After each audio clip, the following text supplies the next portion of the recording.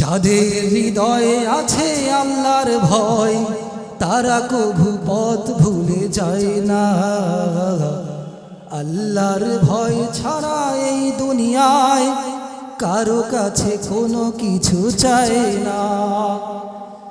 রাতের আধারে যারা সিজদাতে রয়, দু চোখের চাউনিতে নদী বয়ে যায়।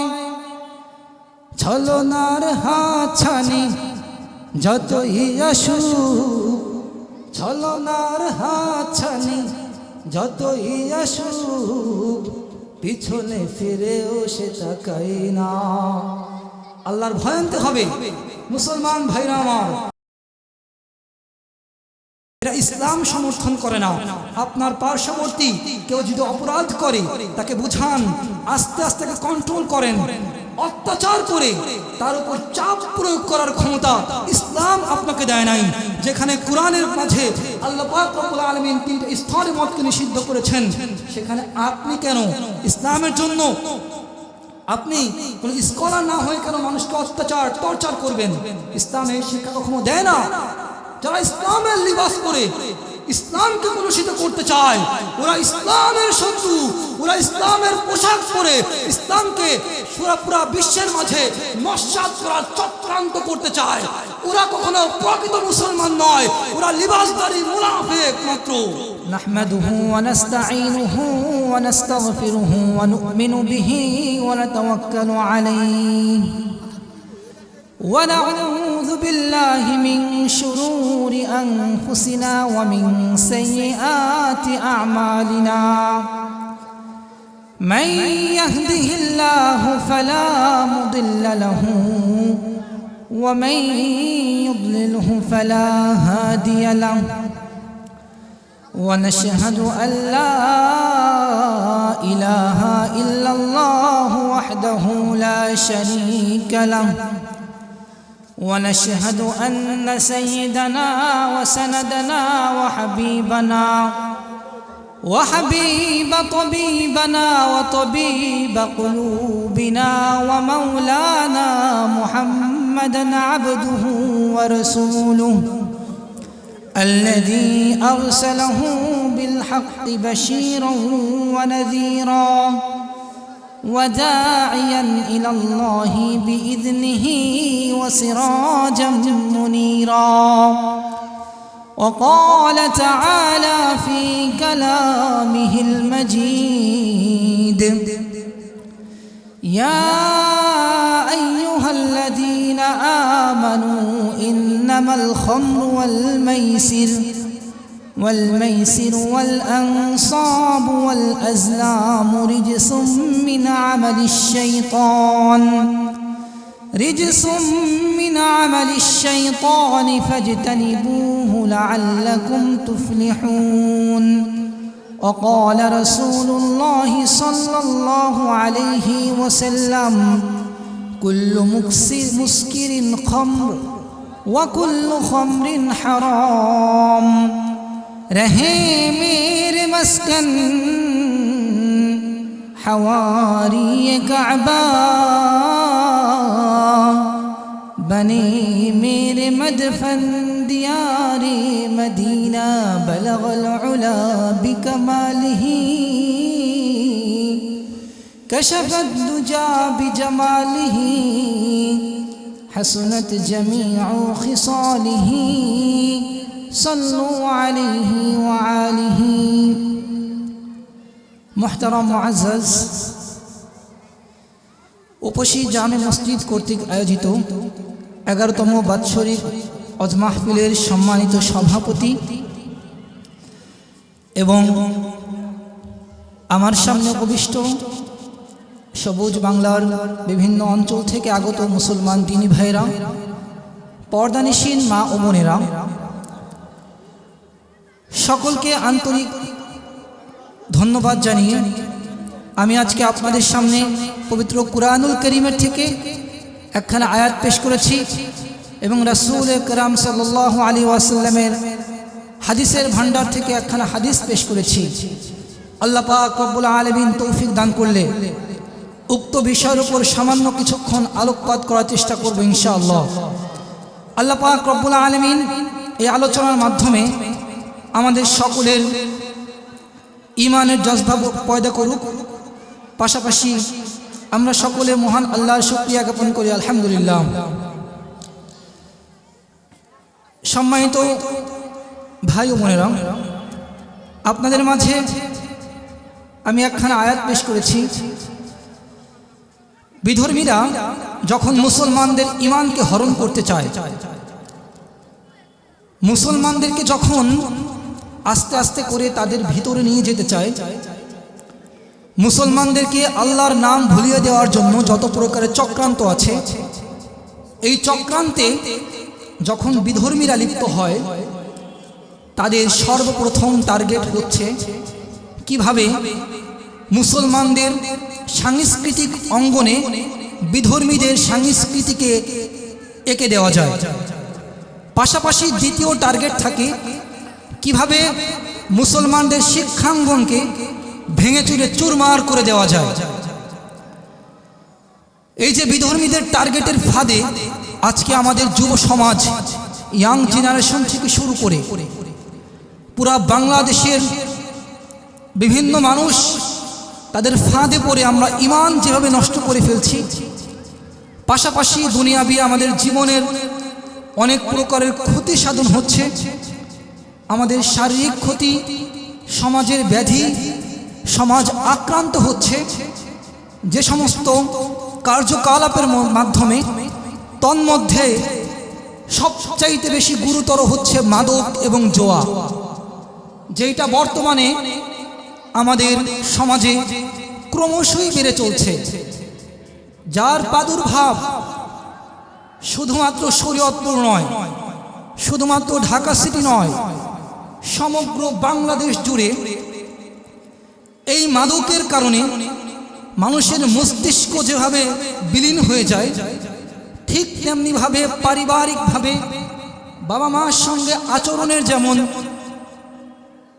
নমনীয়তা আসে না, পাশাপাশি শিক্ষাগুরু থেকে শুরু করে সমাজের মুরব্বীগণ থেকে শুরু করে এই মাদকের প্রভাবে সমাজের মধ্যে বেয়াদব সৃষ্টি হয়।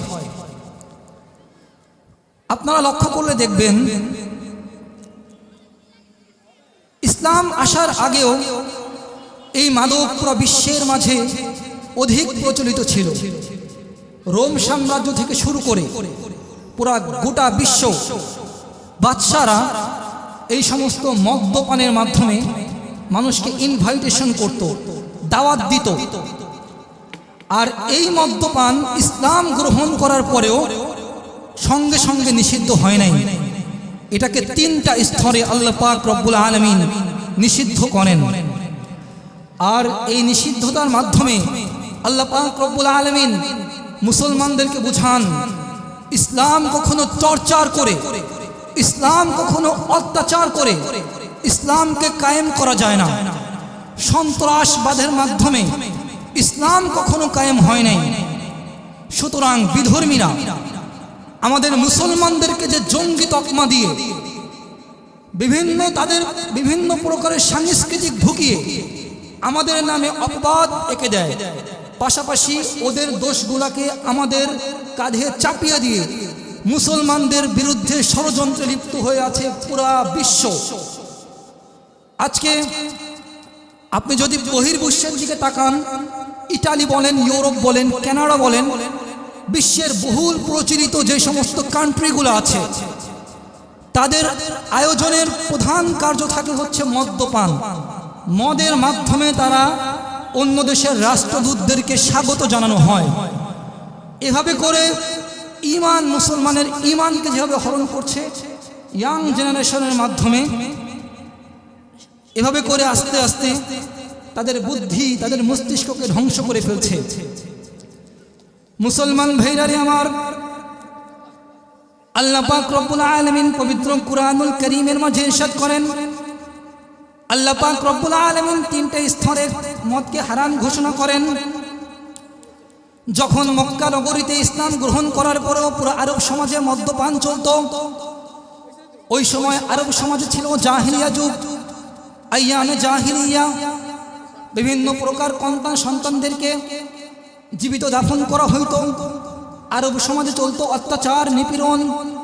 ওই জাহিলিয়াতের যুগে আল্লাহ পাক রব্বুল আলামিনের পক্ষ হতে 3টা স্তর নাজিল হয়। যখন লোকেরা এই মদের প্রাদুর্ভাব দেখতে পারে পুরো আরব সমাজে, লোকেদের মস্তিষ্ক বিপন্ন হওয়ার পরে যখন লোকেরা মুহাম্মদুর রাসূলুল্লাহ সাল্লাল্লাহু আলাইহি ওয়াসাল্লামের কাছে এসে জিজ্ঞাসা করেন, হে মুহাম্মদ, এই মদের বিষয়ে আপনার আল্লাহর কাছে আপনি জিজ্ঞেস করেন, তখন আল্লাহ পাক রব্বুল আলামিন সূরাতুল বাকারার মাঝে ইরশাদ করেন 219 নং আয়াতে আল্লাহ পাক রব্বুল আলামিন বলেন, ইয়াসআলুনাকা আনিল খামরি ওয়াল মাইসির কুল ফীহিমা ইসমুন কাবীরুন ওয়া মানাফিউ লিন-নাস ওয়া ইসমুহুমা আকবারু মিন নাফইহিমা। আল্লাহ পাক রব্বুল আলামিন তার হাবিব পয়গম্বর জনাবে মুহাম্মদুর রাসূলুল্লাহ সাল্লাল্লাহু আলাইহি ওয়াসাল্লামকে বলেন, হে মুহাম্মদ, যখন আপনাকে মানুষ মদ সম্পর্কে জিজ্ঞাসা করে, জুয়া সম্পর্কে জিজ্ঞাসা করেন, আপনি তাদেরকে বলে দেন মদ এবং জুয়া বিশাল বড় ধরনের এক প্রকারের গুনাহ, কবিরা গুনার মতো গুনাহ। আর তবে এর মধ্যে কিছু উপকারিতাও আছে, কিন্তু উপকারিতা হচ্ছে সামান্য। যে উপকারিতার দোহাই দিয়ে বর্তমান সমাজে থেকে শুরু করে পুরা বহির্বিশ্বে এই উপকারিতাকে নিয়ে বলে উপকার তো আছে, তাহলে মদ্যপান করলে সমস্যা কি? এরপরে আল্লাহ পাক আবার বলেন, ওয়া ইসমুহুমা আকবারু মিন নাফইহিমা। আপনি ওদেরকে বলে দেন উপকার তো ঠিকই আছে, তবে উপকারের থেকে অপকারটা বেশি। উপকার হবে সামান্য, কিন্তু এটার অপকার হচ্ছে অনেক। এভাবে করে ইসলাম যখন পুরা বিশ্বের মাঝে ইসলামকে ছড়িয়ে দেওয়ার পরে আল্লাহ পাক রব্বুল আলামিন কোরআনের মাধ্যমে মুসলমানদেরকে মদ্যপান থেকে দেখেন 3টা স্তরে কত সুন্দর করে সরে আনেন। কিন্তু মুসলমান হয়েও আমরা বুঝতে পারি না। আমরা অনেক সময় এই মদ্যপানের প্রভাবে বাবা মার সঙ্গে শুরু করে ভাই ভাবি থেকে শুরু করে বিভিন্ন প্রকার শিক্ষা গুরুকেও পর্যন্ত এই মদ্যপানের প্রভাবের কারণে তাদেরকে মারার পর্যন্ত চলে যায়। আজকে ইয়াং জেনারেশনের প্রতি দাবি হচ্ছে, যুবক এবং যুবতী ভাই ও বোনেরা খেয়াল করলে দেখতে পারবেন আপনারা হচ্ছে পুরা বিশ্বের সবচেয়ে সম্মানজনক পাত্র এবং পাত্রী। কারণ একটা শিশু যখন ছোট থাকে তার উপর পুরা পৃথিবীর তেমন কোনো দায়িত্ব থাকে না। যখন বৃদ্ধ হয়ে যায় তখন তাকে অচল বলা হয়, কিন্তু যখন ইয়াং হয় তখন তার দ্বারা পুরা বিশ্বকে জয় করা সম্ভব। আজকে আমাদের ইয়াং জেনারেশন বুঝেই না তাদের মধ্যে কি পরিমাণের ক্যাপাসিটি আল্লাহ পাক রব্বুল আলামিন দিয়েছেন, প্রিভিলেজ, এত পরিমাণের উদ্দীপনা, মস্তিষ্ক এত ডাউন, আপস এন্ড ডাউন তাদের করে। আল্লাহ পাক রব্বুল আলামিন বলেন, আমি ভালো দিকও দেখাই, খারাপ দিকও দেখাই। এই ভালো অংশ থেকে যারা ইসলামকে গ্রহণ করে, আমার ইসলাম অনুযায়ী জীবন পরিচালনা করতে পারে, তাদের জন্য কিয়ামতটা হয়ে যাবে একদম সহজলভ্য। আজকে আমাদের যুব সমাজের মস্তিষ্ককে হরণ করে ফেলছে এই সমস্ত মাদক দ্রব্য এবং জুয়া। যখন আল্লাহ রাসূল সাল্লাল্লাহু আলাইহি ওয়াসাল্লামকে জিজ্ঞাসা করা হলো যে লোকেরা আপনাকে জিজ্ঞাসা করে মদ এবং জুয়া সম্পর্কে, people ask you about alcohol and gambling. যখন আপনাকে জিজ্ঞেস করা হয় জুয়া কি, মদ কি, আপনি তাদেরকে বলেন জুয়া এবং মদ হচ্ছে অনেক বড় গুনাহ, কিন্তু হালকা কিছু উপকারিতা আছে। দেখেন এই উপকারিতা শুনে 25% সাহাবায়ে ইকরাম মদ্যপান তৎক্ষণাৎ বাদ দিয়ে দিলেন। বাদ দেওয়ার পরে বাকি থাকলেন আরো 75%।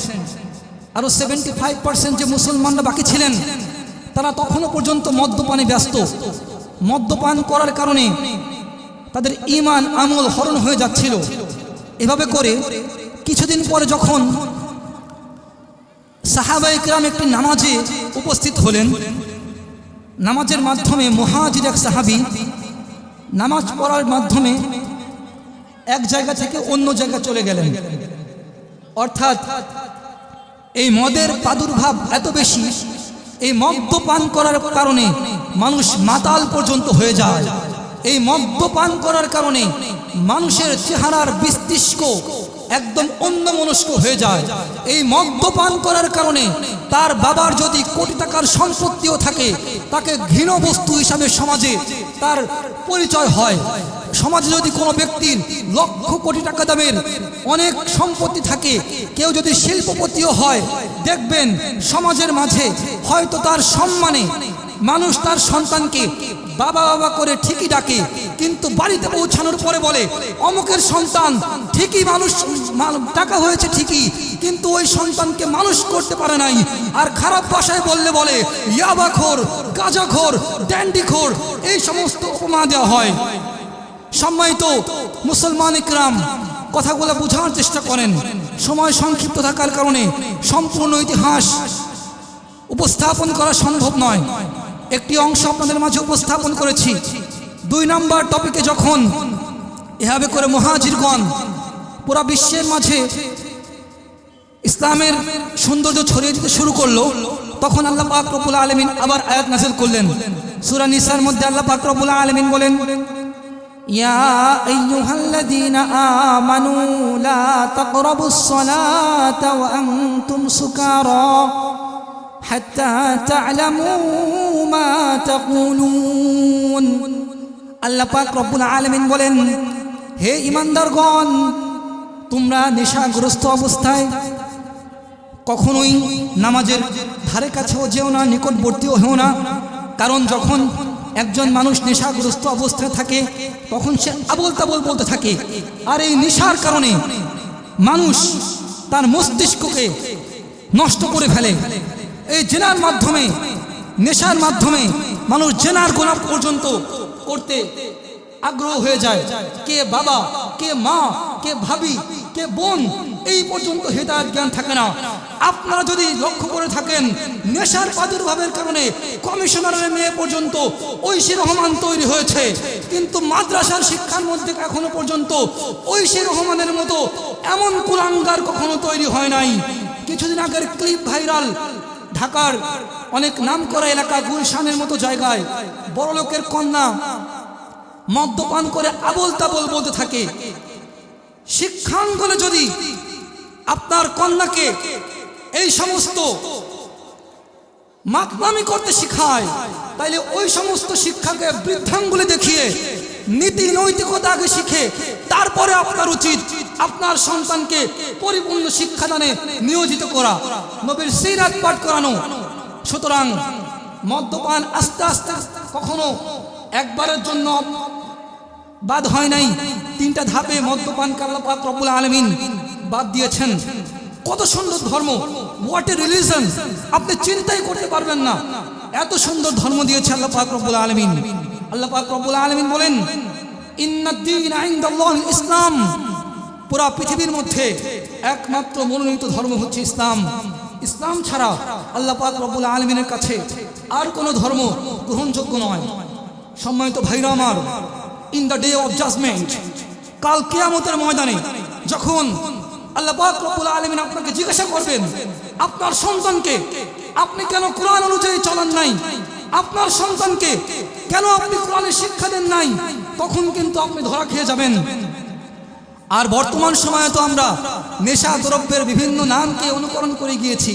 কি আপডেট নাম, ফেন্সিডিল, বাবা, গাজা, ইয়াবা। দেখেন আগের কালে রাসূলুল্লাহ সাল্লাল্লাহু আলাইহি ওয়াসাল্লামের হাদিসের মাঝে রাসূল সাল্লাল্লাহু আলাইহি ওয়াসাল্লাম ইরশাদ করেন, কুল্লু মুসকিরিন খামর, প্রত্যেকটা নেশাদ্রব্যই হচ্ছে মদ। এই মদকে বিভিন্ন নামে ডিভাইডেড করে মানুষকে সাহিত্য ভাবে বোঝায় যে বাবা মানে মনে হয় মদ না। এই সমস্ত নামকরণ যে করা হবে, আমার রাসূল সাল্লাল্লাহু আলাইহি ওয়াসাল্লাম আজ থেকে 14 বছর আগে তার হাদিস গ্রন্থের মাঝে লিপিবদ্ধ করে গিয়েছেন। সম্মানিত মুসলমান ভাইরা আমার, এই সমস্ত মদ্যপানের বিষয়ে যারা লাইসেন্স প্রদান করে, মদ্যপানের বিষয়ে যারা সহযোগিতা করে, এমন 10 শ্রেণীর বিষয়ে রাসূল সাল্লাল্লাহু আলাইহি ওয়াসাল্লামের পক্ষ হতে সর্বক্ষণ অভিশাপ বর্ষণ হতে থাকে। এত সুন্দর প্রফেট পাওয়ার পরেও আমরা বুঝতে পারলাম না দিন ধর্ম আমরা রিসার্চ করি না, নলেজ পাওয়ার আমাদের ক্ষীণ হয়ে যাচ্ছে। কত সুন্দর নবী আমাদের, চিন্তা করে দেখেন আমাদের নবী এত সুন্দর। আপনি যে কোনো বিষয় খাটান না কেন, স্বামী হিসাবে ছিলেন তিনি সর্বশ্রেষ্ঠ, মানুষ হিসাবে তিনি সর্বশ্রেষ্ঠ, সর্ববিষয় তিনি সর্বশ্রেষ্ঠ। As a father, as a husband, as a commander, as a lawyer, সর্বক্ষেত্রে মুহাম্মদ সাল্লাল্লাহু আলাইহি ওয়াসাল্লাম ছিলেন অসাধারণ ব্যক্তিত্ব। As a reformer of the society, Superman, Muhammad sallallahu alaihi wasallam in the world. He is the boss of all bosses. সকল বসের বস মুহাম্মদ সাল্লাল্লাহু আলাইহি ওয়াসাল্লাম। কাকে আপনি কিংবদন্তি বলেন? The king of all kings. প্রত্যেকটা রাজার রাজা হচ্ছে মুহাম্মদ সাল্লাল্লাহু আলাইহি ওয়াসাল্লাম, যার শিক্ষাকে, যার জীবনী পড়লে অনেক নব্য মুসলিম পর্যন্ত দেখতে পারবেন মুসলমানের ছায়াতলে চলে আসে। অনেকেই চিনবেন যার সিরাত গ্রন্থ পড়ে বর্তমান সময়ের আলোচিত শিশু শিল্পী শিমরিন লুবাবা নামক একটি কন্যা আগের সময় মডেল ছিল।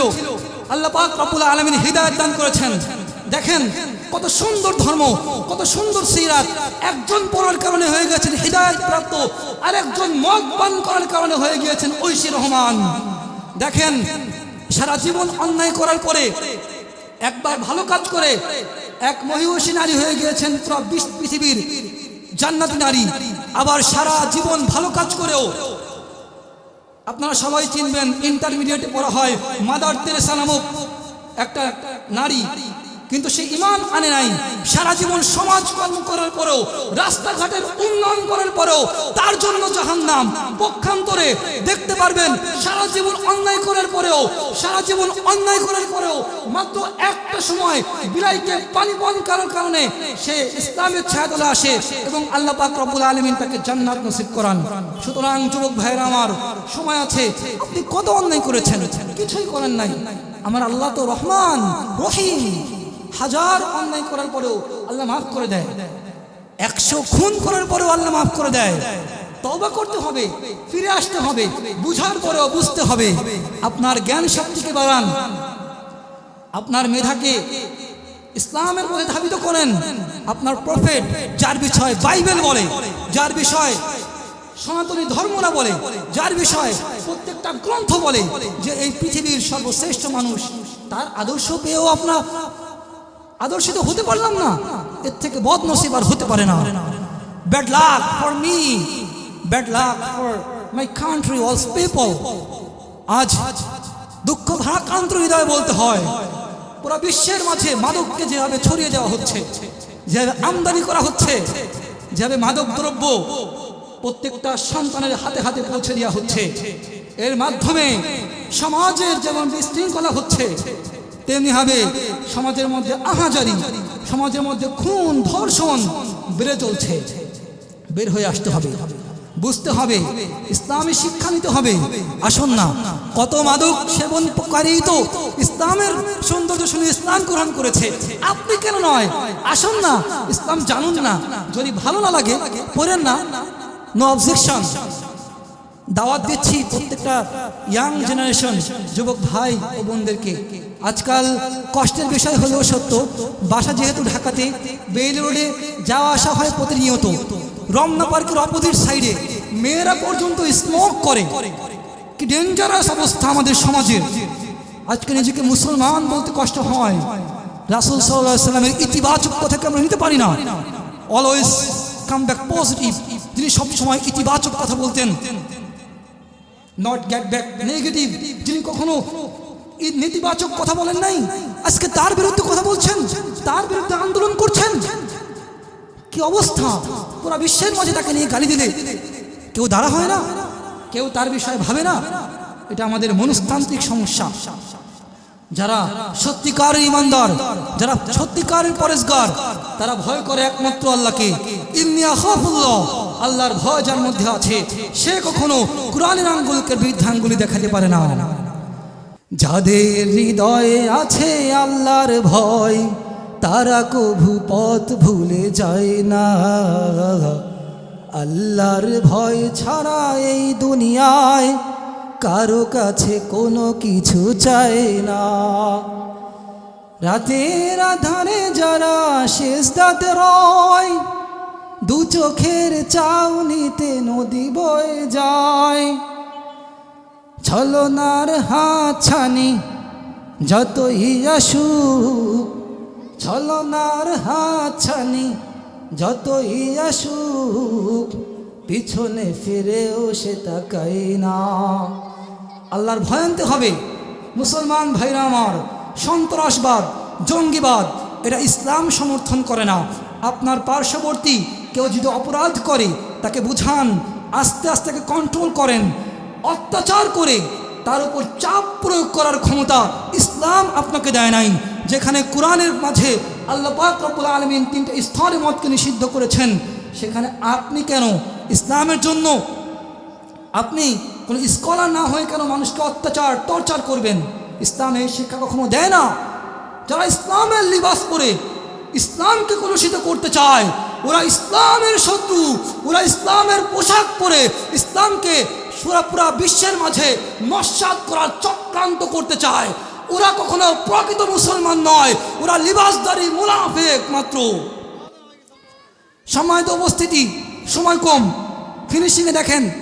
ফিনিশিং আল্লাহ পাক রব্বুল আলামিন সূরা মাঈদার 90 নম্বর এবং 91 নম্বর আয়াতে বলেন, ইয়া আইয়ুহাল্লাযীনা আমানু ইন্নামাল খামরু ওয়াল মাইসির ওয়াল আনসাবু ওয়াল আজলাম রিজসুম মিন আমালিশ শাইতান ফাজতানিবুহু লাআল্লাকুম তুফলিহুন। আল্লাহ পাক রব্বুল আলামিন বলেন, হে ঈমানদারগণ, নিঃসন্দেহে, নিশ্চয়ই মানে যেটা হারাম হয়ে যায়, নিঃসন্দেহে মদ এবং জুয়া। এরপরে বলতেছেন ওয়াল আনসাব, মূর্তি পূজা, প্রতিমা পূজা, ওয়াল আজলাম, ভাগ্য নির্ধারক তীর, ফিউচার যেগুলো বলে দেয়, রিজসুম মিন আমালিশ শাইতান, এগুলো সব নাপাকি, শয়তানের কাজ। শয়তানের কাজ কখনো ভালো হইতে পারে না। ফাজতানিবুহু লাআল্লাকুম তুফলিহুন, তোমরা সেগুলো থেকে বিরত হও, তাহলেই তোমরা সফল কাম হতে পারবে। আল্লাহ পাক রব্বুল আলামিন এরপরে আয়াতে বলে, ইন্নামা ইউরিদুশ শাইতান আইয়ুকিয়া বাইনাকুমুল আদাওয়া, এই মদের মাধ্যমে শত্রুতা করতে চায় শয়তান, তোমাদের মাঝে ফাটল সৃষ্টি করায়। দেখবা এক মহল থেকে শুরু করে আরেক মহলের মাধ্যমে, জুয়ার মাধ্যমে মানুষে মানুষে মারামারি পর্যন্ত হয়। জুয়ার প্রাদুর্ভাবে বউকে পর্যন্ত বন্ধক রাখে। এই মদ্যপান করার কারণে মাকে পর্যন্ত গালিগাল করতে মানুষ চিন্তা ভাবনা করে না। এই মূর্তি পূজার কারণে মানুষ ইমানকে হারিয়ে ফেলে, ধারণের কারণে মানুষ ইমানকে হারিয়ে ফেলে। সুতরাং এগুলো থেকে বের হয়ে আসো। এইগুলোর মাধ্যমে শয়তান তোমাদের মাঝে মারামারি সৃষ্টি করে। ওয়াল বাগদা ফিল খামরি ওয়াল মাইসির, এর মাধ্যমে আরও একটা কাজ করে, আল্লাহর নাম ভুলায় দেয়, স্মরণ করতে ভুলায় দেয়। এর থেকেও কি তোমরা বিরত হবে না? আল্লাহ পাক রব্বুল আলামিন কত সুন্দর করে ডেফিনিশন দিচ্ছেন 31st নাইট সম্পর্কে। গত 1 জানুয়ারির আগেও কয়েকবার বলেছি, তারপরেও কষ্ট হয়। এত বড় দেশের মধ্যে, রাষ্ট্রীয় শোকের মধ্যেও, পুরো বিশ্বের মাঝে বারংবার বলার পরেও মুসলিম সমাজের মাঝে কিভাবে এই ধরনের সাংস্কৃতিক অনুষ্ঠান হতে পারে এখনো পর্যন্ত। মান তাশাব্বাহা বিকওমিন ফাহুয়া মিন, আল্লাহ রাসূল বলেন, যে মুসলমান বিজাতীয়দের অনুকরণ করে তারা আমার অন্তর্ভুক্ত নয়। এখান থেকে বের হয়ে আসতে হবে। বের হয়ে আসুন, ইমানকে হরণ করেন না। এই বিষয়ে অনেক কথা বলেছি। এর মাধ্যমে পুরো ঢাকা সিটিতে মদ্যপান শুরু হয়ে যায়, ক্লাব তৈরি করা হয়। ক্লাবের মাঝে যে মদ্যপান, জুয়া খেলা, ব্যভিচার, জেনা, বিভিন্ন প্রকার অপকর্ম লিপ্ত হয়। এই মদের লাইসেন্স যারা দিয়ে থাকে তাদের যেমন গুনাহ হয়, এই মদ্যপান যারা করে তাদের সম্মানের গুনাহ হয়। এই বিষয়ে তীক্ষ্ণ দৃষ্টি রাখা আমাদের সমাজের নেতাদের একান্ত কর্তব্য এবং দায়িত্ব। মূল বিষয়টা আমি এখনও আসতে পারি নাই। মূল বিষয় বলি, তাহলে বুঝতে পারবেন আমরা কারা কারা এই মদের সাথে সম্পৃক্ত থাকার কারণে কাল কিয়ামতের ময়দানে আমাদেরকেও এই মদ পানকারীদের সাথে, এই জুয়াখোরদের সাথে কিয়ামতের ময়দানে দাঁড়াইতে হবে। আল্লাহ রাসূল বলতেছেন, লাআনা রাসূলুল্লাহি সাল্লাল্লাহু আলাইহি ওয়াসাল্লাম ফিল খামরি 10। বুখারী শরীফের হাদিস 2236 নম্বর হাদিসে আল্লাহ রাসূল ইরশাদ করেন, আল্লাহ রাসূলের পক্ষ হতে মদকারী 10 শ্রেণীর মানুষদের জন্য লানত বর্ষিত হতে থাকে। তার মধ্যে 1 নম্বর হলো আসিরহা, 2 নম্বর অমতাসিরহা। আসিরহা বলা হয় যারা এই মদকে উৎপাদন করে। আমাদের দেশে কি মদ উৎপাদনকারী নাই? আছে। আমাদের দেশে মদ উৎপাদন করা হয়, টেকনাফে গিয়ে খোঁজ নিয়ে দেখেন, ওইখান থেকে চোরাচালান হয়। শুধু মানুষদেরকে দোষারোপ করে লাভ নাই, বাচ্চাদেরকে দোষ দিয়ে লাভ নাই। আপনার কারখানাকে নিষিদ্ধ করতে হবে। যদি কারখানাকে নিষিদ্ধ না করতে পারেন তাহলে মদ্যপান কখনো সমাজ থেকে বহির্ভূত হতে পারে না। সমাজের মাধ্যমে যারা এই সমস্ত বিশৃঙ্খলা সৃষ্টি করেন, এই সমস্ত লাইসেন্স দিয়ে থাকেন, ওরাই হচ্ছে মদ্যপানকারীদের সর্বপ্রথম সহায়তাকারী। 2 নম্বর হচ্ছে ওয়ামতাসিরহা, যারা এই উৎপাদনে সহায়তা করে। অনেক মানুষ আছে, বলতে গেলে লং হয়ে যাবে, আপনারা বুঝতে পারবেন, যারা মদ্যপান লাইসেন্সের বৈধতা দেওয়ার জন্য, যারা বিভিন্ন দলের একটি ক্ষমতা পাওয়ার জন্য, আজকে তো মুনাফিক গোষ্ঠীর অভাব নাই, আলেম হয়ে পর্যন্ত মুনাফিকের শামিল হয়েছে। আলেম হয়ে পর্যন্ত আজকে একটা চেয়ারের জন্য ইমানকে বিক্রি করে দিচ্ছে। এই সমস্ত কিয়ামতের আলামত ছাড়া কিছুই নয়। কিয়ামতের আগে পুরা বিশ্বের মাঝে মদ, জুয়া, ব্যভিচার বেড়ে যাবে।